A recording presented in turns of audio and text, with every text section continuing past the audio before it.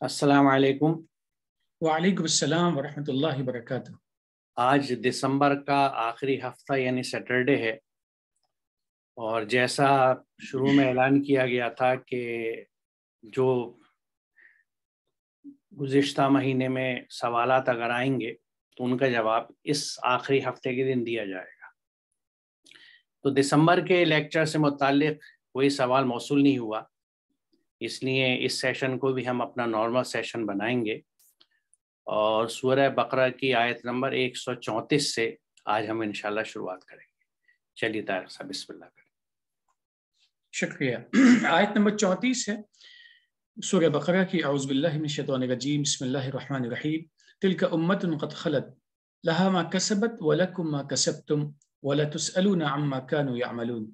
وہ قوم جا چکی، اس نے جو کمایا وہ اس کے لیے اور تمہاری کمائی تمہارے لیے، وہ جو کچھ کرتے تھے اس کے بارے میں تم سے نہیں پوچھا جائے گا۔ یہاں اس آیت میں ایک ایسے مسئلے کی طرف اشارہ کیا گیا ہے، ایک ایسی بات کو مزید واضح کیا گیا ہے جس پر قرآن میں کئی مرتبہ آیتیں موجود ہیں کہ انسان کو صرف اپنے اعمال پر توجہ رکھنی چاہیے، اور اسی طریقے سے اپنی زندگی میں جو کامیابیاں اور ناکامیاں ہیں اس کے لیے اپنے اعمال اور اپنے ہی آپ کو ذمہ دار ٹھہرانا چاہیے، اور کسی بھی صورت میں دوسروں پر اپنے آپ کو یا اپنے زندگی کے کسی بھی مسئلے میں یا کسی بھی نتیجے کو ڈیپینڈنٹ نہیں قرار دینا چاہیے کہ فلاں کی وجہ سے ایسا ہو گیا یا فلاں نے ایسا کیا تو مجھے ایسا کرنا چاہیے۔ ہمیں اپنی عقل اور فہم کے ساتھ چیزوں کو لینا چاہیے اور خود سمجھنا چاہیے، خود تجزیہ کرنا چاہیے، خود انالائسس کرنا چاہیے، کیونکہ جو لوگ جا چکے ہیں وہ جا چکے ہیں، انہوں نے اپنے حالات کے مطابق کیسے کیا اعمال کیے تھے ان کے نتائج ان کے سامنے ہوں گے۔ تو اسی بات کو واضح کیا گیا ہے کہ ہمیں اپنے طور پہ اپنے اعمال پہ توجہ رکھنی چاہیے، تجزیہ کرنا چاہیے اور اس کے مطابق زندگی گزارنی چاہیے، کیونکہ وہ جو لوگ تھے وہ جا چکے ہیں۔ اب انہوں نے جو کمایا وہ انہیں ملے گا، اور جو تم کماؤ گے وہ تمہیں ملے گا، یعنی ہمارے نتائج کیسے ہوں گے وہ ہمارے اعمال اور ہمارے ایمان کی بنیاد پہ ہوں گے۔ لہٰذا ہمیں اس کو اور مزید یہ کہہ سکتے ہیں، مجھے ہمیشہ اپنے نتائج پہ اس طریقے سے سمجھنا چاہیے کہ جیسا ہم ایمان رکھیں گے، جیسے ہم عمل کریں گے ویسے نتائج مرتب ہوں گے۔ اور اس کی وجہ ایک اور بھی ہے کہ جو لوگ جا چکے ہیں ان کے بارے میں پوچھا بھی نہیں جائے گا، کیونکہ لوگوں سے حساب کتاب کا حق صرف اور صرف اللہ کے پاس میں ہے۔ لہٰذا اس حق کو ہمیں بھی نہیں لینا چاہیے عام حالات میں بھی کہ ہم بلا وجہ لوگوں کے سلسلے میں محاسب نہ بن جائیں، کیونکہ محاسب اصلاً اللہ تعالیٰ ہے۔ تو اپنے اعمال پہ توجہ رکھنی چاہیے اور دوسروں کے محاسب بننے کے بجائے خود اپنا محاسب بننا چاہیے۔ دیکھیے، یہ صورتحال اس وقت آتی ہے جب انسان کے سامنے اپنا راستہ صاف نہ ہو۔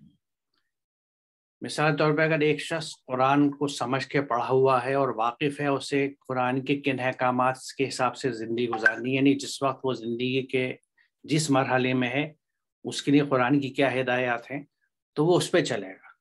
جب یہ چیز نہیں ہوتی تو پھر انسان یہ سوچتا ہے کہ بھئی میں کیا کروں اور کیسے کروں، تو اس میں اکثر ہم یہ دیکھتے ہیں کہ پیچھے کیا ہوا تھا، کس نے کیا کیا تھا، اور حساب سے خود بھی کوشش کرتے ہیں کرنے کی۔ تو یہاں اس بات کی بھی وضاحت ہوتی ہے کہ چاہے وہ افراد ہوں یا اقوام ہوں کہ جب وہ چلے گئے تو وہ چلے گئے، انہوں نے جو کچھ کیا تھا اس کا حساب وہ دیں گے، ہم جو کچھ کر رہے ہیں اس کا حساب ہمیں دینا ہے۔ ان کو بھی اللہ کے دی ہوئی ہدایت پہ چلنا چاہیے تھا، اگر وہ چلے ہیں تو اس کے احسن نتائج انہوں نے یہاں بھی دیکھیں گے اور آخرت میں بھی دیکھیں گے۔ ہم بھی اگر اللہ کی ہدایت کے حساب سے چلیں گے تو اس کے اچھے نتائج ہمیں دنیا میں ملیں گے اور آخرت میں بھی ملیں گے۔ لیکن ہمیں پیچھے والوں کو دیکھ کے نہ تو یہ تنقید کرنی چاہیے۔ دیکھیے اکثر ہمارے یہاں یہ ہوتا ہے، بات اقوامی کی نہیں ہے، کہ ہم اکثر اپنے مسلک اور گروپ اور گروہ کے حساب سے بھی آپس میں کچھ یعنی بحث مباحثہ بھی کرتے ہیں، اور یعنی بہت کچھ اس میں چیزیں آگے بھی ہو جاتی ہیں جو مناسب نہیں ہوتی۔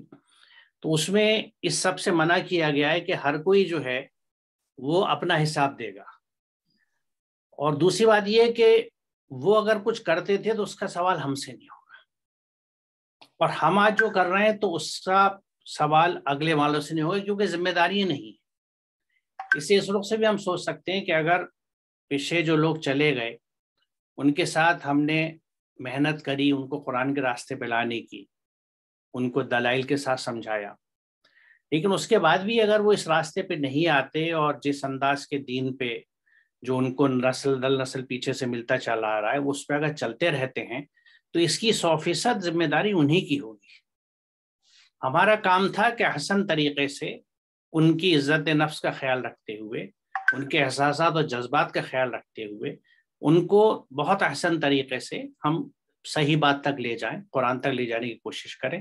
اب اگر وہ نہیں آتے تو وہ ہمارا فیلئر نہیں ہے۔ ہمارا فیلئر کب ہوگا؟ کہ جب ہم احسن طریقے سے اپنے پورے پوٹینشیل، اپنی پوری صلاحیت کے ساتھ، پورے دلائل کے ساتھ ان تک بات نہ پہنچائیں، پورے احترام اور محبت کے ساتھ۔ اور یہ ہم نے کیسا کیا یہ ہم جانتے اور اللہ جانتا ہے۔ یہاں کی کمی ہوگی تو ہم ضرور جواب دیں، یہ نہیں ہے تو پھر کس نے ایکسیپٹ کیا، کس نے نہیں کیا، کس نے کس حد تک کیا، وہ کس راستے پہ چلا، اس کے لیے وہ خود جواب دہ ہے، کیونکہ ہم میں سے ہر کوئی اپنے اعمال کے لیے جواب دہ ہے، اور یہ جواب دہی صرف اور صرف اللہ کے لیے ہے۔ آپ نے بالکل صحیح کہا کہ ہمیں بھی ججمنٹل نہیں ہونا چاہیے۔ ہم لوگ بڑی جلدی فیصلہ کر لیتے ہیں کسی کو دیکھ کے، کبھی کبھی فیصلے مثبت بھی بڑی جلدی ہو جاتے ہیں۔ مثال طور پہ اگر ہم کسی آدمی کو کچھ مذہبی ارکان کرتے دیکھ لیتے ہیں تو ہم کہتے ہیں بھئی یہ تو بہت دیندار آدمی ہے۔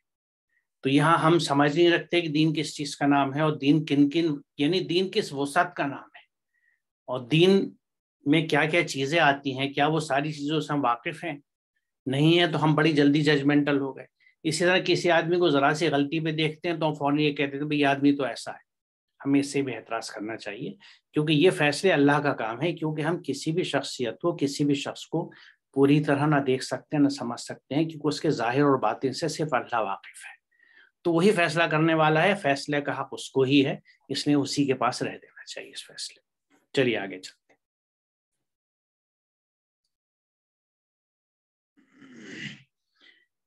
وقالوا كونوا هودا أو نصارى تهتدوا قل بالملة إبراهيم حنيفا وما كان من المشركين۔ ان لوگوں نے کہا تم سب یہودی یا نصرانی بن جاؤ تو کامیاب ہو جاؤ گے، کہہ دو بلکہ ابراہیم حنیف کا راستہ وہ اللہ کے ساتھ دوسروں کو شریک کرنے والوں میں سے نہیں تھا۔ ہمیں اس آیت کو سمجھنے میں اس ماحول، اس سیاق کو ذہن میں رکھنا چاہیے جہاں پہ قرآن مجید کا نزول ہو رہا تھا۔ وہاں جو اقوام تھی ان اقوام میں دو الفاظ بڑے ڈومیننٹ تھے، یہود اور نصارہ۔ اب ان کا یہ خیال تھا کہ اگر اس پیٹرن پہ لوگ آ جائیں تو زندگی میں کامیابی مل جائے گی۔ وہ دو پیٹرن ان کے سامنے تھے، ایک قوم تھی وہ کہتی تھی یہود، ایک تھی نصارہ، اور کچھ اور تھے لیکن وہ ان کا ایک اپنا الگ مزاج تھا، الگ نظام تھا، جن کو مشرکین کے نام سے یاد کیا جاتا ہے۔ قرآن کہتا ہے کہ یہ جتنے نام ہیں یہ اپنے آپ میں بہت اہمیت نہیں رکھتے ہیں۔ ناموں کی بنیاد پہ کسی گروپ میں شامل ہونا، ناموں کی بنیاد پہ کسی طریقے کو اپنا لینا یہ اہم نہیں ہے۔ اصل چیز یہ ہے کہ اس کی اسپرٹ کیا ہے، اس کی روح کیا ہے۔ روح کیا چیز ہے؟ قرآن کی روشنی میں روح کہتے ہیں ایمان کو، یؤمنون بالغیب، کہ ایمان یہ اصل روح ہے۔ اور دوسری چیز کیا ہے؟ عمل صالح۔ ان دونوں کا عکس صحیح طریقے پہ کہیں دیکھا جا سکتا ہے تو ایک شخص ہے جس کی زندگی میں اور جس کی بات کی میں بھی چیزیں قائم ہیں، اس کا نام ہے ابراہیم، اور اس کے راستے کو کہا گیا ہے ملت حنیف ہے، صحیح بالکل ایک تنہا ایک سلیقے کے راستے پر چلنے والا ہے۔ اور اس کی ایک خصوصیت ہے جس کو مزید وضاحت کیا گیا ہے اس میں، ما کان من المشرکین، وہ شخص مشرک نہیں تھا، یعنی اللہ کی ذات کے ساتھ کسی اور کو شریک کرنے والا نہیں تھا۔ تو لہٰذا لوگ اگر کسی نام یا کسی ٹائٹل کے پیچھے بھاگتے ہیں تو یہ سمجھداری کی بات نہیں ہے۔ اصل چیز یہ ہے کہ انسان کے اندر جو روح ہے عمل کے پیچھے وہ کیا ہے، وہ صحیح ہونی چاہیے، یعنی میرے عمل کے پیچھے اس عمل کی اسپرٹ یا روح صحیح ہونی چاہیے، اور ساتھ ہی ساتھ میں جو عمل کا طریقہ ہے وہ بھی صحیح ہونا چاہیے۔ اور وہ طریقہ کیا ہے کہ اللہ کے ساتھ میں کسی کو شریک بالکل بھی نہ کیا جائے، جیسے کہ ابراہیم علیہ السلام شریک نہیں کرتے تھے۔ یہ اس آیت کا پیغام ہے کہ ہمیں کسی بھی طریقے سے ٹائٹلز کے پیچھے نہیں بھاگنا چاہیے، بلکہ ایمان اور عمل صالح کو اختیار کرنا چاہیے، اور اس کی مثال اگر لینی ہے تو ابراہیم کے طریقے کو سمجھ لینا چاہیے۔ دیکھیے اس وقت یہودی یہ کہتے تھے کہ تم اگر یہودی ہو گئے تو نجات پا جاؤ گے، نصرانی کہتے تھے تم نصرانی ہو جاؤ تو نجات پا جاؤ گے، یعنی جنت مل جائے گی، کیونکہ وہ دونوں اپنے آپ کو چنندہ قوم سمجھتے تھے اور یہ سمجھتے تھے کہ جنت ہمیں ملے گی۔ اب اس کو ذرا آج کے اگر ہم کنٹیکسٹ میں دیکھیں تو ہمارے یہاں بھی آج اس طرح کے مسلک گروپ اور فرقے ہیں جو یہ سمجھتے ہیں کہ ہم صحیح راستے پر اور ہم جنتی ہیں، اور وہ باقاعدہ دوسرے کو کبھی کافر ڈکلیئر کرتے ہیں، کبھی دین سے خارج کرتے ہیں، کبھی یہ کہتی ہیں جہنمی ہے۔ تو یہاں ہم اپنی پرچھائی دیکھیں اس آئینے میں جو قرآن ہمیں دکھاتا ہے کہ ہم ہر آدمی یہ سوچے کہ میں ٹھیک ہوں، لیکن اللہ تعالیٰ نے سب چیزوں کو، چاہے وہ آج کے مسلک ہوں یا اس وقت کے یہود اور نصرانیوں کا کلیم ہو، ایک جواب دے دیا کہ صحیح راستہ ابراہیم حنیف کا راستہ ہے۔ ہم سب کو یہ سننا چاہیے کہ کیا ہم ابراہیم حنیف کے راستے پر ہیں؟ یہاں میں حنیف لفظ کی وضاحت کروں گا۔ دیکھیے حنیف جو ہے اس کا مادہ ہے نون فے ہے۔ حنفن گمراہی سے ہٹ کر یعنی موڑ کر سیدھی راہ یعنی صراط مستقیم کی طرف مائل ہونے کو کہتے ہیں۔ یہ تاج محیط اور راغب سے کوٹ ہے۔ اس میں یکسو ہونے کا مفہوم غالب ہے۔ تفسیر المنار میں ہے کہ حنیفن لغت میں مائل کو کہتے ہیں۔ حضرت ابراہیم کو حنیف اس لیے کہا گیا کیونکہ ان کے زمانے میں لوگ طریقہ کفر کی پیروی کرتے تھے۔ انہوں نے ان سب کی مخالفت کی اور ان کے طریقے سے ہٹ کر دین مستقیم اختیار کیا۔ اس سے حنیفن کا صحیح مفہوم سامنے آتا ہے، یعنی ہر غیر الہی قانون و روش زندگی سے منہ موڑ کر اللہ کے قوانین کی طرف آ جانے والا، غیر مشرکین بھی یعنی ان قوانین کے ساتھ کسی کو شریک نہ کرنے والا، کسی اور کی اطاعت کو شامل نہ کرنے والا، اسی کا نام اسلام ہے۔ یعنی پہلے غیر الہی طاقت سے منہ موڑا جائے، یکفر بالطاغوت، اور اس کے بعد اللہ کے قانون یعنی دین پر ایمان لائے جائے، یؤمن باللہ۔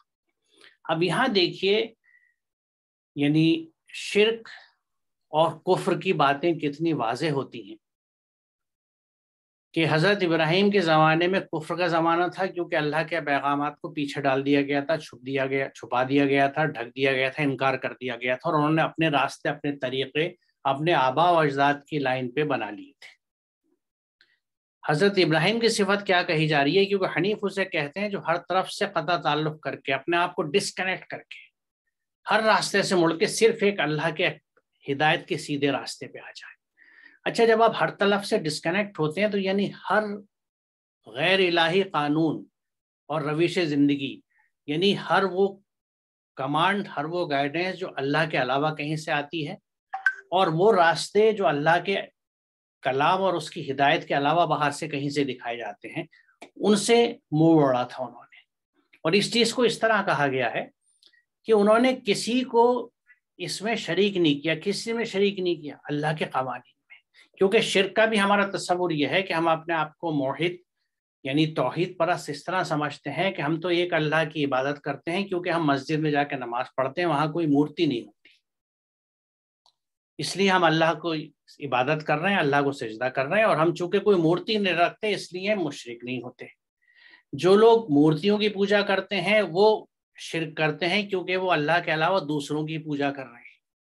یہ تصور عام ہے شرک اور توحید کے تعلق سے۔ اصل توحید اور شرک جو ہے وہ عقائد کی، فکر کی اور عمل کی ہے۔ اگر ہم اللہ کے بتائے ہوئے قوانین پر اور ہدایت پر چلتے ہیں اور اس ہدایت میں کسی چیز کی ملاوٹ نہیں کرتے، یعنی کسی اور کے قانون کو نہیں ملا لیتے، کسی اور کی ہدایت کو نہیں ملا لیتے، تو ہم توحید پہ ہیں، جو حضرت ابراہیم نے کیا۔ لیکن اگر ہماری زندگی کے عمل، ہمارے شب و روز، ہمارے معاملات کبھی اپنی دل کی خواہشوں کے تحت چلتے ہیں، کبھی سماج کے رسم و رواج کے تحت چلتے ہیں، کبھی فیشن اور کنٹمپریری ٹرینڈز جو ہوتے ہیں اس کے حساب سے چلتے ہیں، کبھی ہمارے خاندان میں جیسا ہوتا آیا ہے، ہمارے بڑوں نے جیسے کیا، ہمارے شیخ نے جیسا کیا، ہمارے فڑا اکابر نے جیسا کیا، اس پہ چلتے ہیں، اور وہ راستے اگر قرآن کے خلاف ہیں تو ہم یہاں پہ شرک کر رہے ہیں، کیونکہ اللہ کے حکم کے ساتھ ہم دوسروں کے حکم کو شامل ہی نہیں کر رہے بلکہ اس پہ عمل کر رہے ہیں۔ یہ عمل کی بات آ گئی کہ ہم نے اللہ کی ہدایت کو چھوڑ کے اس راستے کو اپنا لیا جو قرآن میں نہیں ہے، جس کو قرآن نے منع کیا ہے۔ تو یہاں شرک کا مفہوم ہمیں سمجھ لینا چاہیے کہ شرک جو ہے وہ ایک صرف یہ تصور نہیں ہے کہ آپ نے کسی مورتی کی پوجا کری یا نہ کری. اصل چیز یہ ہے کہ آپ کے اندر کتنے بت رکھے ہوئے ہیں. اپنی خواہشات کے بت ہیں، سماج کا بت ہے، خاندانی طور طریقوں کا اور خاندانی تعصب کا ہے کہ میں بہت اعلیٰ خاندان سے ہوں، میں فلاں زیادہ ہوں، میں فلاں زیادہ ہوں، میرا حسب نس وہاں سے ملتا ہے، میں اس سلسلے سے ہوں. یہ سب بت ہیں، کیونکہ ان کی اتباع کرنے لگتے ہیں، ان کے راستوں پہ آپ چلتے ہیں. حضرت ابراہیم کی صفت یہ بتائی گئی ہے کہ انہوں نے کسی سے شرک نہیں کیا. اور اس سے آپ غور فرمائیں کہ اسی کا نام اسلام ہے. کس چیز کا؟ کہ پہلے ہر غیر الہی طاقت سے منہ موڑا جائے. یعنی ہر وہ موٹیویشنل فورس یا ڈیزائر یا کوارژن کسی بھی طرح کا جو آپ کو اللہ کے راستے سے ہٹاتا ہے، آپ کو اس کو چھوڑ دینا. اور اس کے بعد اللہ کے دین پہ آپ کو اللہ کے احکامات پہ ایمان لانا ہے. اور ایمان لانے کا مطلب یہ ہے کہ آپ کو اللہ کے احکامات پہ عمل کرنا ہے. تیسری سلائیڈ اسے کنکلوڈ کرتی ہے کہ یہی مطلب لا الہ الا اللہ کا ہے، یعنی کوئی صاحب اقتدار ہستی نہیں سوائے اللہ کے. لہٰذا ہر مومن حنیف ہوتا ہے، یعنی ہر اطاعت، ہر پیروی، ہر سبمیشن سے منہ موڑ کر صرف قوانین الہی کی اطاعت کرنے والا. یہی حضرت ابراہیم کی روش تھی جنہیں قرآن کریم نے حنیف کہہ کر کہا ہے. تو جب ہمیں یہ حکم دیتا ہے قرآن کہ تم ابراہیم کے راستے پہ چلو، تو وہ راستہ کس چیز کا ہے؟ وہ صرف اور صرف اللہ کے قوانین پہ عمل کرنے کا ہے. اور یہاں پھر میں اس بات کو عرض کروں گا کہ ان قوانین کو ہم اگر قرآن کو سمجھ کے نہیں پڑھتے اور عمل نہیں کرتے تو آپ مجھے بتائیے، یہ تو سمپل 2 + 2 4 کی بات ہے کہ پھر ہم کہاں سے ابراہیم حنیف کے راستے پہ آ گئے؟ ہم ابراہیم کے راستے پہ کہاں سے چلے؟ ہم نے توحید کا راستہ کہاں چنا؟ جب زندگی کے یعنی روز کے دن میں، روز یعنی ہمارے ہر شب و روز میں ہماری اتباع، ہماری پیروی، ہماری فالوئنگ قرآن کے احکامات کی نہیں ہوتی. کیونکہ پھر میں وہی بات کہوں گا کہ قرآن نہ ہم نے سمجھ کے پڑھا، نہ ہمیں پتہ ہے کہ قرآن کس چیز سے منع کر رہا ہے، کس چیز کو کرنے کو کہہ رہا ہے. ہم کر کے آ رہے ہیں جو ہمارے دل میں آ رہا ہے، جو ہمارے چاروں طرف ہو رہا ہے، جو ہمارے والدین نے، اکابرین نے، بڑوں نے بتا دیا. ہو سکتا ہے انہوں نے جو باتیں بتائی ہوں کچھ قرآن کے حساب سے ہی بھی ہوں، لیکن اگر نہیں ہوئی تو حساب تو آپ دیں گے، جیسے ابھی پیچھے ذکر آیا تھا کہ ہمیں اپنے اعمال کا حساب دینا ہے. ہم اللہ میں سے یہ نہیں کہہ سکتے کہ یا اللہ مجھے تو پتہ ہی نہیں تھا، میں نے تو اپنے بڑوں کو دیکھ کے دیکھا کہ وہ بڑے، تو میں بڑے انہیں کوئی نہیں بہت بڑا بزرگ سمجھتا تھا. میرے جو والدین تھے یا جو میرے اور عزیز اقارب تھے یا جو بھی تھے جن کو آپ تصور کرتے ہیں، اور وہ تو ایسا کرتے تھے، میں نے سوچا کہ یہ بھی ایسا ہی ہوگا، ٹھیک ہوگا، اس لیے میں نے کر لیا. تو پھر قرآن اللہ نے کس نے دیا تھا؟ وہ کتاب ہدایت کیوں دی تھی اور کیوں ہم پہ فرض کی گئی تھی؟ جو قصص 85 کی آیت ہے، میں بارہا ذکر کرتا ہوں کہ ان الذی فرض علیک القرآن لردک الیک. تو فرض علیک القرآن، قرآن ہم پہ فرض ہے. اور اس کے آگے یعنی یہ ایک آیت اور غور کرنے کی، اتبعوا ما انزل الیکم من ربکم، اتباع کرو، فالو کرو، پیروی کرو جو کچھ تمہارے رب کی طرف سے نازل ہوا ہے. یعنی جگہ جگہ قرآن کھول کے بات بتا رہا ہے کہ تمہیں قرآن کو فالو کرنا ہے، قرآن کے میسیجز کو، قرآن کی گائیڈنس کو فالو کرنا. اس کے بعد بھی ہم یہ سوچ کے بیٹھ جائیں کہ نہیں نہیں بھائی، جو ہم کر رہے ہیں، جتنا ہم نے سمجھا لیا، بڑوں نے کر دیا، تو یہ بات پھر ہم خود سوچ سکتے ہیں کہ کس راستے کی طرف لے جا رہی ہے. یہ ابراہیم حنیف کا راستہ نہیں. تو ابراہیم حنیف کا جو راستہ بتایا، اس میں سب سے اہم بات جو آخر کے حصے میں اس آیت کے کہ وما کان من المشرکین، وہ شرک کرنے والوں میں نہیں تھے. یعنی ان کی ہستی کی عظمت یہ تھی کہ ان کے اتباع میں، ان کی پیروی میں کسی غیر اللہ کا حکم نہیں ہوتا تھا. وہ صرف اور صرف اللہ کے احکامات پہ چلتے تھے. چلیں تارے سب آگے چلتے ہیں.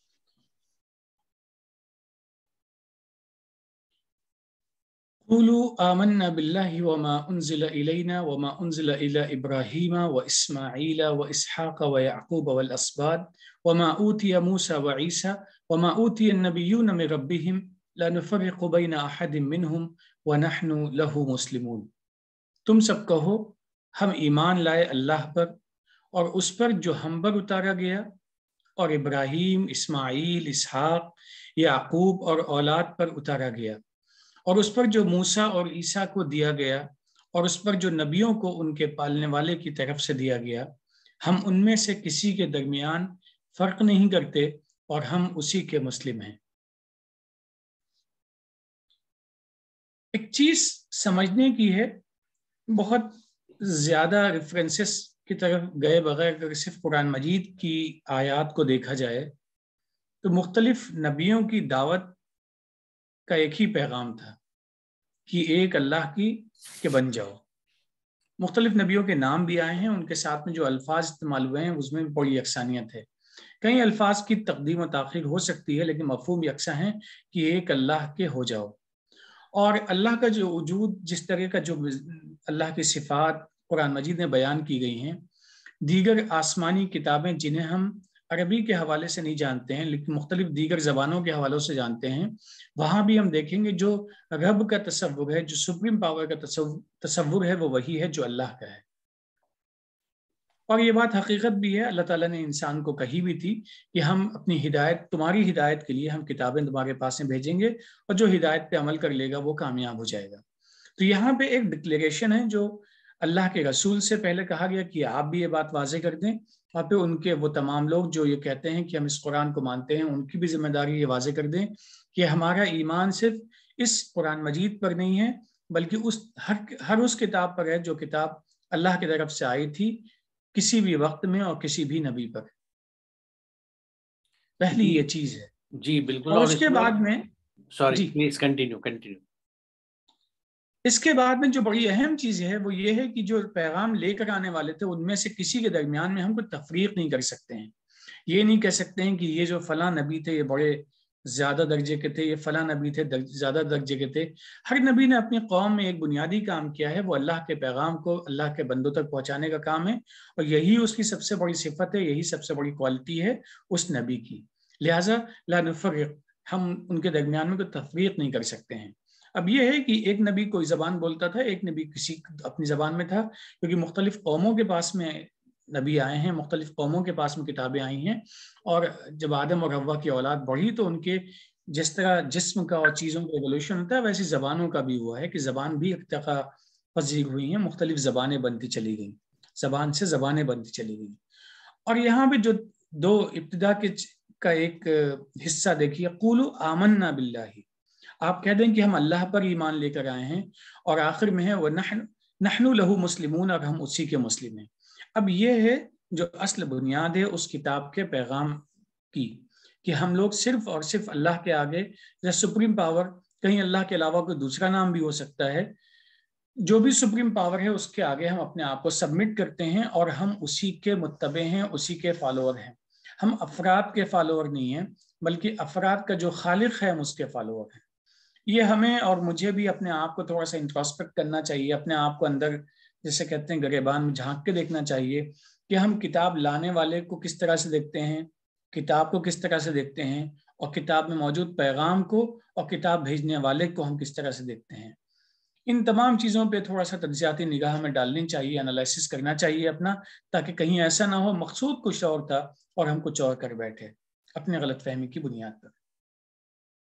یہ بہت اہم بات ہے کیونکہ اس میں ایک بہت بڑا میسج ایسا آپ نے کہا، وہ یہ ہے کہ ایک تو یہ کہ اس کتاب میں ہر نبی کا احاطہ کر لیا گیا، کچھ کے نام دیے گئے، کچھ کے نہیں دیے گئے، کہ جن کو کتابیں دی گئی ہیں اللہ نے کتاب ہدایت دی، وہ کسی علاقے میں آئے، کسی رنگ کے تھے، کسی زبان کے تھے، وہ ہدایت جو لائے تھے وہ ایک ہی تھی، اور ان کے بیچ میں ہم کوئی فرق نہیں کرتے. اور ہم فرق کیوں نہیں کرتے؟ کیونکہ ہم اللہ کے مسلم ہیں. دیکھیے یہ بات قرآن میں واضح طور سے کہی گئی ہے کہ اللہ ہی کہتا ہے کہ ہم نے اس قرآن میں تمہارا نام مسلم رکھا، اور اس سے پہلے بھی، یعنی اس سے پہلے بھی جو ہدایت کی اتباع کرنے والے گروپ تھے، جو اللہ کی ہدایت پہ چلا کرتے تھے، وہ مسلم تھے اور ان کا دین اسلام تھا. وہی کیفیت آج تک ہے، اور وہ نحنو لہو مسلمون یہاں پھر اس بات کی یاد دلاتا ہے کہ ہم اللہ کے مسلم ہیں. جب ہم اللہ پہ ایمان لے آئے، جس طرح آپ نے آیت کے پہلے حصے کو آخری حصے سے جوڑا ہے کہ جب ہم اللہ پہ ایمان لے آئے تو یہ طے بات ہے کہ ہم اس کے مسلم ہیں. نحنو لہو مسلمون، جیسے پیچھے بھی ذکر آیا تھا، تو ہم اسی کے مسلم ہیں، یعنی اسی کے احکامات پہ چلنے والے ہیں، اور ٹوٹل اور صرف اسی کے احکامات پہ چلنے والے ہیں. اور جب ہی ہم مسلم ہوتے ہیں، مسلم نام ہی اس ہستی کا ہے، اس قلب کا، اس نفس کا ہے جو اللہ کی مکمل اطاعت میں جھک گیا ہو، فرما بردار ہو چکا ہو، جس کا راستہ ابراہیم حنیف کا ہو، وہ صرف اور صرف اللہ کے احکامات پہ چلنے والا. چلیں آگے چلتے ہیں.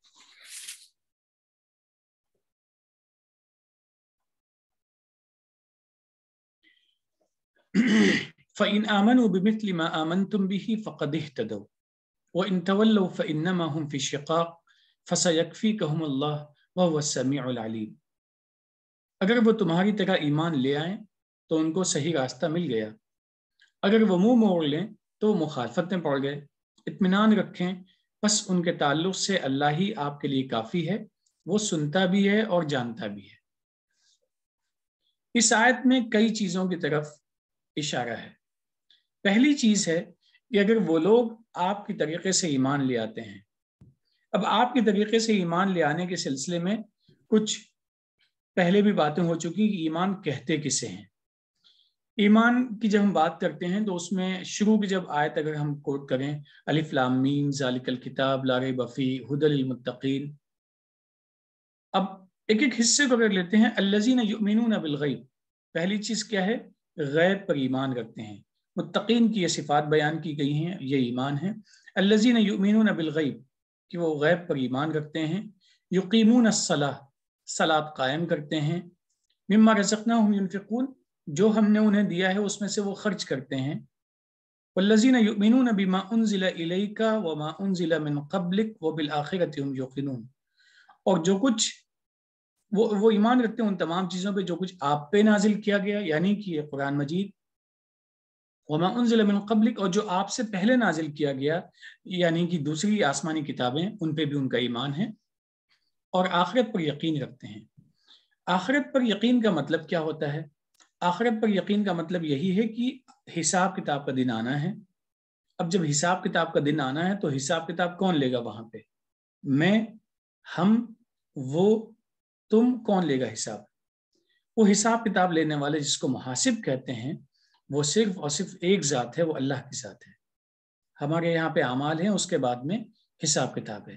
اب اس آیت میں جو ابھی ہم نے اس پیش کیا آپ کے سامنے، آیت نمبر 137، کہ اگر یہ لوگ ویسے ہی ایمان لے آئیں جیسے کہ آپ ایمان لے کے آئے ہیں، یعنی یہ جو 5-6 باتیں ہیں اس پہ مکمل طریقے سے وہ بھی ویسے ہی عمل کرتے ہیں، آسمانی کتابوں پر ایمان بھی، قرآن مجید پر ایمان بھی، اور جو بنیادی کام ہے وہ کرتے ہیں، تو ٹھیک ہے.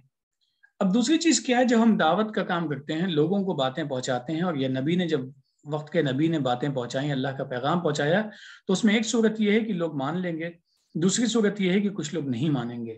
کچھ لوگ نہیں مانیں گے، اس صورت میں کیا کرنا چاہیے؟ مایوس ہو جانا چاہیے، اپنے عمل کو چھوڑ دینا چاہیے، یا ہمیں خود کچھ اپنے عمل سے ہی ہٹ جانا چاہیے، دعوت کے کام سے ہٹ جانا چاہیے، صحیح بات کہنے سے ہٹ جانا چاہیے. اب صحیح بات کی ایک چھوٹی سی، بہت چھوٹی سی مثال دیں. عام طور پہ ہم روزمرہ کی زندگی میں بہت سارے کام ایسے ہیں سماجی جن پہ ہم لوگوں کو کہتے بھی بھائی ایسا آپ نہ کریں ورنہ اس سے لوگوں کو تکلیف پہنچے گی، لیکن ہم دیکھتے ہیں کہ ہم کہتے رہتے ہیں اور لوگ کرتے نہیں ہیں. حالانکہ ہم کوشش کرتے ہیں کہ عملی طور پہ نمونہ بھی پیش کریں اور لوگوں کو سمجھائیں بھی، لوگ سمجھتے نہیں ہیں. تو ایسی صورت میں کیا اس اچھے عمل کو ہمیں نہیں کرنا چاہیے، لوگوں کو دعوت دینا چھوڑ دینا چاہیے. قرآن کہتا ہے وَإِن تَوَلَّوْا فَإِنَّمَا هُمْ فِي شِقَاقٍ، اگر وہ منہ موڑ لیتے ہیں تو وہی اصل میں مختلف راستے پہ چلے گئے ہیں، وہی بھٹک گئے ہیں، وہی لوگ ہیں جو صحیح راستے پہ نہیں ہیں. اب آپ کو جو تکلیف ہو رہی ہے اس تکلیف کے نتیجے میں آپ بے چین نہ ہوں، نہ تو ان سے جھگڑیں، نہ ہی ان سے کوئی بد کلامی کریں، اور نہ ہی اپنے اچھے کام کو چھوڑیں، نہ ہی اپنی اچھی دعوت کو چھوڑیں، کیونکہ اللہ ان کے لیے آپ کی طرف سے کافی ہے. اللہ کیوں کافی؟ اللہ کیوں کافی ہے؟ بس ایک بات، اللہ کیوں کافی ہے؟ کیونکہ وہ سمیع ہے اور وہ علیم ہے، وہ سننے والا بھی ہے اور وہ جاننے والا بھی ہے، اس کے احاطے علم میں تمام چیزیں موجود ہیں. اس لیے ہمیں مایوس نہیں ہونا چاہیے، صحیح بات پہ جمے رہنا چاہیے اور صحیح کام کرتے رہنا چاہیے. جی ڈاکٹر صاحب. اس میں بہت اچھا آپ نے سمجھایا. میں صرف ایک یہ نقطہ پھر سے ہائی لائٹ کرنے کے لیے کہنا چاہوں گا کہ یہاں اہم چیز جو ہمیں سمجھنے کی آج کے تعلق سے بھی وہ یہ ہے کہ مخالفت کی کیفیت میں ہمیں کیا کرنا چاہیے. یہاں وضاح سے کہا گیا ہے کہ اس کو آپ اللہ پہ چھوڑ دیں، اور اس سے پیچھے بھی آ چکا ہے، ہم نے بھی ڈسکس کیا ہے، اور یہ آگے بھی قرآن میں کئی جگہ ہمیں ملے گا کہ اس مخالفت کہتے ہیں. ایک تو یہ کہ اس مخالفت سے آپ ڈرے نہیں کیونکہ ان کے تعلق سے اللہ آپ کے لیے کافی ہے، یعنی اس معاملے کو آپ اللہ پہ چھوڑ دیں. کیوں چھوڑ دیں؟ کیونکہ آپ کا ذہن یکسو ہو جائے، امن سے ہو جائے، سکون سے ہو جائے، اور آپ اپنے کام پہ توجہ دے سکیں. تو ہمارا کام اللہ کے احکامات پہ عمل کرنا ہے اور اس عمل کے ذریعے اس اچھائی کو لوگوں کے سامنے رکھنا ہے، اور اس کے بارے میں اگر کوئی دلچسپی لے تو تھوڑی سی وضاحت کرنی ہے۔ اگر وہ اس کو مانتا ہے ٹھیک ہے، اگر نہیں مانتا تو کوئی بات نہیں، اگر مخالفت بھی کرتا ہے تو ہمیں ان سے آرگومنٹ، جھگڑا، مخالفت کا جواب مخالفت سے نہیں دینا، بلکہ ہمیں بالکل اس کیفیت میں وہاں سے سلام کر کے الگ ہٹ جانا چاہیے، نہیں سلامتی کا میسج قائم رکھتے ہوئے، سلامتی کا میسج دیتے ہوئے ہمیں اپنے کام سے کام رکھنا چاہیے۔ یہ ایک اہم نقطہ ہے جو آج کے لیے بھی ہمارے لیے بڑا ریلیونٹ ہے، یہ ایک ہدایت ہمیں قرآن سے ملتی ہے، اور جو جگہ جگہ ہے کہ ہمیں کسی جھگڑوں میں، اختلافات میں نہیں پڑنا، یہ تمام معاملات اللہ پر چھوڑ دینا چاہیے، کیونکہ جب مناسب وقت ہوگا وہ اپنے طور سے ان کے لیے فیصلہ کرے گا۔ چلیے آگے چلتے ہیں۔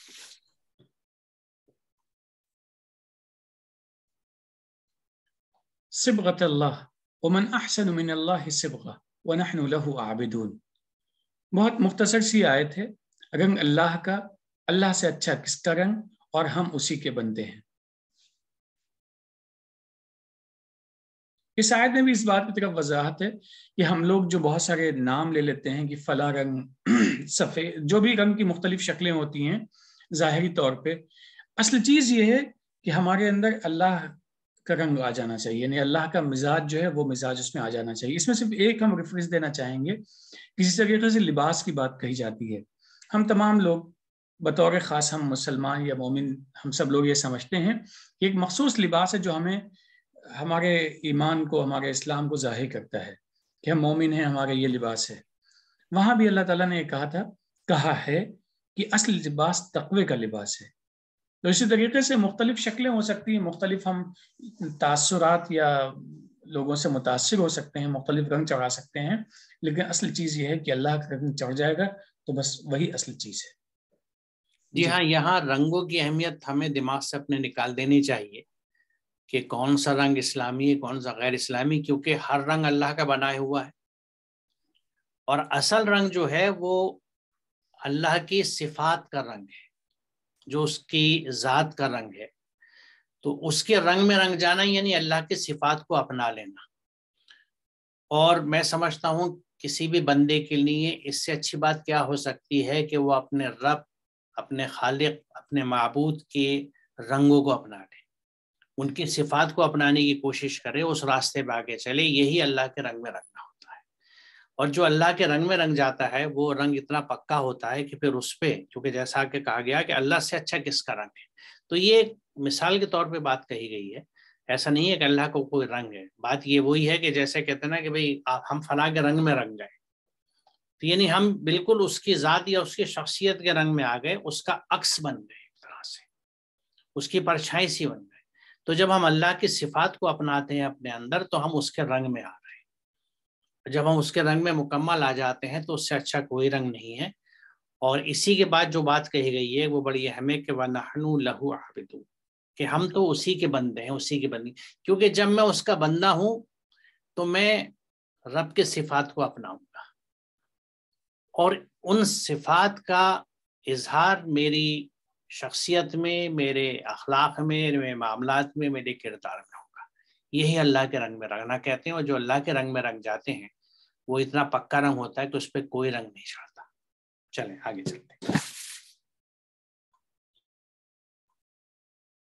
قل اتحاجوننا فی اللہ وهو ربنا وربکم ولنا اعمالنا ولکم اعمالکم ونحن له مخلصون۔ کہہ دو، کیا تم لوگ ہم سے اللہ کے بارے میں بحث کرتے ہو؟ وہ ہمارا پالنے والا ہے اور تمہارا پالنے والا ہے، ہم جو کریں گے وہ ہمارے لیے اور تم جو کرو گے وہ تمہارے لیے، اور ہم اسی کے مخلص ہیں۔ اس آیت میں بھی ایک ایسا سبق ہے جس سے ہماری زندگی بہت پرامن ہو جاتی ہے، پرسکون ہو جاتی ہے، پیسفل ہو جاتی ہے۔ بالعموم یہ ہوتا ہے جب ہم کسی بات کو صحیح سمجھتے ہیں اور لوگوں کو کنوے کرتے ہیں، لوگوں کو بتاتے ہیں، تو ہم چاہتے ہیں کہ لوگ اس پہ عمل بھی کرنا شروع کر دیں۔ جب وہ عمل نہیں کرتے ہیں فوری طور پہ تو ہم مایوس ہونے لگتے ہیں، اور کبھی کبھی بات جھگڑوں میں تک پہنچ جاتی ہے۔ اب یہاں پہ کیا ہوتا ہے، جب بات جھگڑوں تک پہنچتی ہے تو پہلے بحث ہوتی ہے، پھر اس کے بعد میں اس کے مختلف مراحل ہیں، وہاں پہ بات منتقل ہوتی چلی جاتی ہے۔ قرآن نے جھگڑنے سے مکمل طریقے سے منع کیا ہے، اس کے لیے بہت ساری آیتیں موجود ہیں۔ ایک جگہ ہے وَلَا تَنَازَعُوا، آپس میں جھگڑو مت. ایک جگہ ہے اعرضو، اعراض کرو، جو جھگڑے کی صورت ہے وہاں اس کو اوائڈ کرو. لیکن کیا بات چیت بحث مباحثہ اس سے بھی منع کیا ہے؟ نہیں، اس سے نہیں منع کیا ہے. یہاں پہ کیا وضاحت ہے، اگر وہ لوگ ڈسکس کرتے ہیں کوئی بات تم سے سمجھنا چاہتے ہیں یا بحث کرتے ہیں تو ان سے کہو کیا تم اس اللہ کے بارے میں بحث کرتے ہو، اس رب کے بارے میں بحث کرتے ہو جو ہمارا بھی پالنے والا ہے اور تمہارا بھی پالنے والا وہی ہے، اس کائنات کو چلانے والا ہے. تو یہ بحث کی بات نہیں ہے. تم بحث کرتے ہو کوئی بات نہیں ہے، ہم مایوس نہیں ہیں، کیونکہ جو ہمارے اعمال ہیں وہ ہمارے ساتھ جائیں گے، جو تمہارے اعمال ہیں اس کا نتیجہ تم کو ملے گا. تو یہ ایک بہت ہی بہترین سبق ہے اس آیت میں کہ ہمیں جھگڑنے کے بجائے بات کر لینی چاہیے، لیکن اس کے بعد میں اپنے راستے الگ کر لینے چاہیے، بلا وجہ جھگڑے میں نہیں پڑنا چاہیے. اور جیسا کہ اس سے پہلے ہی بات آ چکی ہے، لوگوں کو اوائڈ ویسے نہیں کرنا ہے، لیکن جھگڑے کی جو صورت ہے اس وقت میں ہم کو اعراض بہرحال کر لینا چاہیے، اور کیونکہ ہمارے اعمال ہمارے لیے، ان کے اعمال ان کے لیے. یہاں پہ بھی دیکھیے بلا وجہ کی بحث مباحثے سے یعنی آرگومنٹ سے منع کیا گیا ہے. اور یہ چیز آج کل بہت ہے، خاص طور سے کیونکہ سوشل میڈیا کا جو چلن چلا ہے، تو اکثر آپ دیکھیں گے کسی ایک پلیٹ فارم پہ کوئی ایک کمنٹ آ گیا جس میں کسی کو لگا کہ ہمارے دین کے بارے میں یا اس کے کسی کمپوننٹ یا حصے کے بارے میں کوئی بات غلط کہی گئی ہے، تو ہم فوراً، اور وہ کبھی کبھی ود ان دا گروپ بھی ہوتا ہے، یعنی مسلمانوں کے درمیان بھی ہوتا ہے مسلک کی بنیاد پر، تو ہم فوراً اس پہ کمنٹ شروع کر دیتے ہیں، ایک تبصرہ دوسرا تبصرہ، اور اس میں لوگ جڑنے لگتے ہیں. تو ایک تو یہ کہ بلا وجہ میں وقت ضائع ہوتا ہے، اور دوسرے نفرتیں اور دوریاں بڑھتی ہیں. تو اس چیز سے جیسے پیچھے بھی ذکر آیا ہے کہ ایک میسج، ایک اسپرٹ قرآن کی کیا ہے کہ یقیناً کوئی اگر آپ سے کچھ پوچھنا چاہتا ہے تو آپ جیسا سمجھتے ہیں بہترین طریقے سے اپنی سمجھ کے حساب سے اور دلیل کے ساتھ، جو دلیل یقیناً قرآن سے آئے گی، آپ وہ بات بتا دیجیے. اس کے بعد اگر کوئی بحث کے موڈ میں آتا ہے تو پھر اس سے ہم یہی کہیں گے کہ بھائی اس میں جیسے کہا گیا نا کہ ہم جو کریں گے وہ ہمارے لیے، جو تم جو کرو گے تمہارے لیے، کہ بھائی ٹھیک ہے جیسا آپ سمجھتے ہیں آپ کرتے رہیے، میں جیسے سمجھتا ہوں میں کر رہا ہوں، اور اس کا فیصلہ تو اللہ کرے گا. ہمارے یہاں بحث جب شروع ہوتی ہے تو اس وجہ سے شروع ہوتی ہے کہ ہم یہ سمجھتے ہیں کہ میں ٹھیک ہوں دوسرا غلط ہے، اور ہم اسے دینی ذمہ داری سمجھتے ہیں کہ اس کو غلط راستے سے سیدھے راستے پہ لے آئیں، گویا اس کو جہنم سے بچا لیں، اس کو آگ سے بچا لیں. یعنی ہمیں یہ یقین ہوتا ہے کہ ہم صحیح راستے پر ہیں. تو پہلی بات یہ ہے کہ اگر ہم صحیح راستے پر ہیں تو ہمیں بحث ہی نہیں کرنا چاہیے، کیونکہ صحیح راستہ قرآن کا راستہ ہے، اور قرآن نے اس چیز سے منع کیا ہے کہ بات کو دلیل کے ساتھ بتانے کے بعد پھر آدمی پہ چھوڑ دینا چاہیے، کیونکہ کسی طرح کا دباؤ اور کوارژن یا فورس تو اجازت ہی نہیں ہے اسلام میں. آپ کسی کو فورس نہیں کر سکتے، اس پہ دباؤ نہیں ڈال سکتے، اور بحث مباحثے میں بھی ایک دم دباؤ ڈالنے کی کوشش کرتے ہیں نا، اور اس میں آرگومنٹ کا یا دلیل کا اتنا وزن نہیں ہوتا جتنے ہماری آواز کا ہوتا ہے. جب آوازیں تیز ہوتی ہیں تو پھر وہ ہاتھا پائی اور جھگڑے تک کی نوبت آ جاتی ہے. تو ان ساری چیزوں سے بچنا ہے، ہر طرح کے بحث مباحث سے بچنا ہے، اور ہمیں اسے ذہن میں رکھنا اور کہہ دینا چاہیے کہ بھئی جو آپ کرتے ہیں اس کا حساب آپ کو دینا ہے، میرا حساب مجھے کرنا ہے، اور میرا جہاں تک تعلق ہے تو ہم تو اسی کے مخلص ہیں. یعنی ہمارا خالصتاً جو رب ہے وہ وہی ایک رب ہے، اور ہم صرف اسی کے احکامات کی اتباع کرتے ہیں. چلیے آگے چلتے ہیں.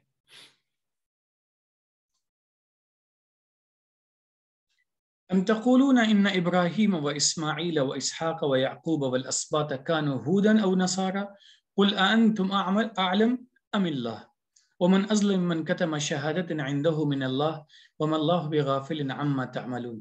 کیا تم لوگ کہتے ہو کہ ابراہیم، اسماعیل، اسحاق، یعقوب اور بیٹے یہودی یا نصرانی تھے؟ کہہ دو کیا تم لوگ زیادہ جانتے ہو یا اللہ؟ اس سے زیادہ ظالم کون ہے جو اللہ کے پاس سے آئی گواہی کو اپنے پاس چھپا لے؟ تم لوگ جو کچھ کر رہے ہو اللہ اس کو جانتا ہے. جب گفتگو ہوتی ہے تو اس وقت میں خاص طور پہ جو لوگ، جس وقت نزول قرآن ہو رہا تھا، جو لوگ موجود تھے وہ مختلف ناموں سے پہلے سے واقف تھے، کیونکہ کتابیں پہلے سے آ چکی تھیں، انبیاء کی موجودگی پہلے سے تھی، آ چکے تھے اس سے پہلے. ان سے بات کہی جا رہی کیا تم کہتے ہو کہ اسماعیل، جو لوگ پہلے گزر چکے ہیں، وہ یہودی یا نصرانی تھے؟ یہ مختلف ٹائٹل ہیں جو مختلف قوموں نے اپنے آپ کو خاص کر لیا ہے ان ٹائٹل کے ساتھ میں. حالانکہ اصل چیز یہ ہے کہ اللہ کا بندہ کون ہے اور اللہ کی بات ماننے والا کون ہے. لیکن یہاں بھی اس آیت نے بھی اس بات کی طرف وضاحت ہے کہ جھگڑا نہیں کرنا ہے، جھگڑا نہیں کرنا ہے۔ اس کی وضاحت کس طریقے سے ہے کہ اَأَنْتُمْ أَعْلَمْ أَمِ اللَّهُ، تم زیادہ جانتے ہو یا اللہ زیادہ جانتا ہے، یہ بات کہہ کے بس خاموش رہنا ہے، یعنی اللہ بہتر جانتا ہے تم سے، اور اگر تم سمجھتے ہو تو تمہاری بات الگ ہے، لیکن اللہ سب کچھ جانتا ہے۔ وہ جو حساب کتاب کا دن ہوگا وہ تمام باتوں کو اس دن وہ سیٹل کر دے گا، جو ہم لوگوں کے درمیان میں ڈسپیوٹ ہے ان کو بھی وہ صحیح سلیقے کے ساتھ میں بتا دے گا کیا کون صحیح ہے کون غلط ہے۔ اور اگر ہم نے کوئی بات چھپائی ہے یا تم نے کوئی بات چھپائی ہے، چھپائی کا مطلب جو آسمان سے کتابیں اللہ کی طرف سے آئی ہیں ان کتابوں کی بات چل رہی ہے۔ دیکھیے مختلف قوموں کے پاس ہیں، مختلف کتابیں اللہ تعالیٰ نے مختلف اوقات میں نازل کی ہیں۔ ٹریجڈی یہ ہے، خواہ وہ مسلمان ہوں یا مسلمانوں کے علاوہ دوسری وہ اقوام ہوں جو اہل کتاب ہونے کا دعویٰ کرتی ہیں کہ ہمارے پاس کچھ کتابیں موجود ہیں، یہ ہم روزمرہ کی زندگی میں بھی اگر بات کریں تو ہم میں سے اکثریت، وہ بھی جو اپنے آپ کو مسلمان کہتے ہیں، وہ بھی جو اپنے آپ کو مسلمانوں کا مخالف بھی کہتے ہیں، کچھ اور الگ ناموں سے اپنے آپ کو آئیڈینٹیفائی کرواتے ہیں، عام طور پہ ہوتا کیا ہے، ان سے اگر آپ پوچھیں کیا تم نے اپنی اس کتاب کو پڑھا ہے جس پہ تمہارا ایمان ہے، تو اکثریت کہتی ہے کہ ہم نے پڑھا ہی نہیں ہے۔ جب ہم نے پڑھا نہیں ہے تو ہم اس سے واقف نہیں ہیں، واقف نہیں ہیں تو پھر ہم بہت ساری غلطیاں پڑھتے جا رہے ہیں۔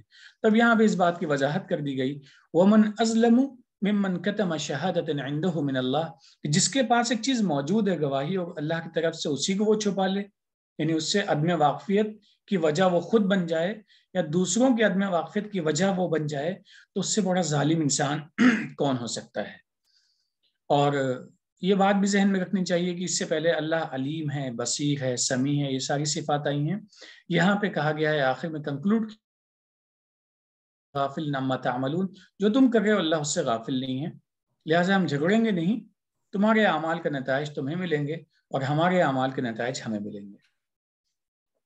اس میں صرف ایک نقطہ میں وضاحت کرنا چاہوں گا کہ یہ جو بات کہی جا رہی ہے کہ اس سے زیادہ یا اس سے بڑا ظالم کون ہے جو اللہ کے پاس سے آئی گواہی کو اپنے پاس چھپا لے، تو اس میں اہم ترین بات یہ ہے کہ اگر ہم اپنی زندگی کے معاملے میں بھی اور دوسروں سے جب ہم ڈسکشن کرتے ہیں یا دین کی بات کرتے ہیں، تو اس میں اگر ہم اللہ کے پاس سے جو آئی ہوئی کتاب ہے قرآن ہے، اس سے ہٹ کے کسی طرح کی چیزوں کی ہدایت دیتے ہیں ان کو بہتر سمجھتے ہوئے، تو یہ بھی اسی زمرے میں آتا ہے کہ اس کتاب کو یعنی کسی بھی حیثیت سے قول میں، فعل میں، اپنے آپ پہ عمل کرنے میں یا دوسروں کو بتانے میں، ہم اگر اللہ کی کتاب کو پیچھے رکھ کے کسی اور چیز، چاہے وہ میرے مسلک سے متعلق ہو یا کسی بھی وجہ سے، اور وہ قرآن سے ہٹ کے ہو، اس کو اگر میں آگے بڑھاتا ہوں تو یہ بھی اسی زمرے میں آتا ہے کہ قرآن کو جب موجود ہے تو اس کو پیچھے رکھ کے، اور یہ بہت بڑا ظلم ہے جیسا قرآن کہتا ہے۔ تو اس سے ہمیں احتیاط کرنی ہے کہ قرآن کے ہوتے ہوئے جب قرآن موجود ہے تو ہمیں صرف اور صرف قرآن کے احکامات پہ عمل کرنا ہے، پورے قرآن کو سمجھنا ہے تاکہ ہم یہ جان سکیں کہ ہمیں کیا چیز کرنی ہے کیا نہیں کرنی۔ چلیے آگے چلتے ہیں۔ تلک امت قد خلت لها ما کسبت ولکم ما کسبتم ولا تسألون عما كانوا يعملون، وہ قوم گزر چکی، اس نے جو کمایا اس کے لیے اور تم نے جو کمایا وہ تمہارے لیے، جو وہ کرتے تھے اس کے بارے میں تم لوگوں سے نہیں پوچھا جائے گا۔ ابھی مختلف انبیاء کا ذکر آیا ہے اور ان کے بارے میں کہا گیا کہ کچھ لوگ کہتے ہیں کہ وہ یہودی تھے، کچھ کہتے ہیں وہ نصرانی تھے، وہ کون تھے، ان کا ٹائٹل کیا تھا، یہ تمام باتیں یہ ہیں، یا وہ جو پچھلے لوگ تھے وہ سب کے سب جا چکے ہیں، ان کے ساتھ ان کے اعمال کا جو ٹائم تھا وہ بھی ختم ہو چکا ہے، جو عمل انہوں نے کر لیے ہیں وہ انہوں نے کما لیا ہے، جو انہوں نے کما لیا ہے اس کا نتیجہ ان کو مل جائے گا، اور جو ہم یا تم جو کمائیں گے وہ اس کا نتیجہ ہمیں تمہیں مل جائے گا۔ اور یہ بھی ذہن میں رکھنا چاہیے کہ تم سے ان لوگوں کے بارے میں پوچھا نہیں جائے گا۔ اس کی وجہ چونکہ پہلے بھی آ چکی ہے اس لیے مزید ایکسپلین کرنے کی ضرورت نہیں، لیکن بہرحال اتنا مختصراً یاد رکھنا چاہیے کہ ہمیں اپنے ایمان اور اپنے اعمال پہ ہمہ وقت متوجہ رہنا چاہیے، اور باقی جو لوگ جو کچھ بھی کرتے ہیں اگر بات کو نہیں مانتے ہیں، بات پہنچانی چاہیے، لیکن اگر نہیں مانتے ہیں تو اس کی وجہ سے ہمیں نہ تو اپنے اعمال سے ہٹنا چاہیے، نہ ایمان سے ہٹنا چاہیے، نہ ہی ان کی طرف سے اپنے دلوں میں کوئی میل رکھنا چاہیے۔ دیکھیے بڑی دلچسپ بات یہ ہے کہ آیت نمبر 134 سے ہم نے آج کے سیشن کی شروعات کری تھی، اس میں بھی ایگزیکٹلی یہی میسج تھا اور اب یہ جو آج کے سیشن کی ہماری آخری آیت ہے 141، اس میں بھی اسی میسج کو دہرایا گیا ہے کہ اس کی بیچ کی آیتوں میں جتنی ایمفیسس، جتنا ذکر اللہ کی ہدایت پہ چلنے پہ اور حضرت ابراہیم حنیف کے راستے پہ چلنے کے ایمفیسس کے بعد پھر یہ بات ہم سے کہی جا رہی ہے کہ وہ جو قومیں تھیں وہ جا چکی ہیں، ان کے اعمال کا وہ جواب دے ہیں، تم اپنے اعمال کے جواب دو۔ یعنی پھر سے ہمیں یہ یاد دلایا جا رہا ہے کہ اصل چیز جو ہے وہ ایمان کے ساتھ عمل صالح ہیں، اور ہمیں ذہن میں آخرت کو رکھنا چاہیے اور یہ یاد رکھنا چاہیے کہ جو کچھ ہم کرتے ہیں اسی کا حساب ہمیں دینا ہے، اسی کے جواب دہی ہے، اور اسی کی بنیاد پہ ہمارے لیے فیصلہ ہوگا۔ یعنی مکافات عمل جو ہے کہ میں جو کر رہا ہوں، جس کو یعنی میں سمجھتا ہوں کہ پتہ نہیں کب سے یہ محاورہ چل رہا ہوگا، جس کو میں نے انگلش میں بھی سنا ہے، اردو میں بھی سنا ہے، اور زبانوں میں غالباً ہوگا کہ جو ہم بوتے ہیں وہی کاٹیں گے۔ تو یہ جو سلسلہ ہے جو بوتے ہیں وہی کاٹنے کا، یہی یہاں پہ بھی ہے کہ ہمارے اعمال جس طرح کے ہوں گے اس کی کٹائی ہم ہی کریں گے، نہ ہم دوسرے کا بویا کاٹیں گے، نہ ہمارا بویا کوئی اور کاٹے گا، ہمیں اپنا بویا خود ہی کاٹنا ہے۔ آج کے سیشن کو ہم یہیں روکتے ہیں، انشاءاللہ اگلے سیشن میں اس سے آگے چلیں گے۔ وآخر دعوانا الحمدللہ رب العالمین۔ السلام علیکم۔ وعلیکم السلام ورحمۃ اللہ۔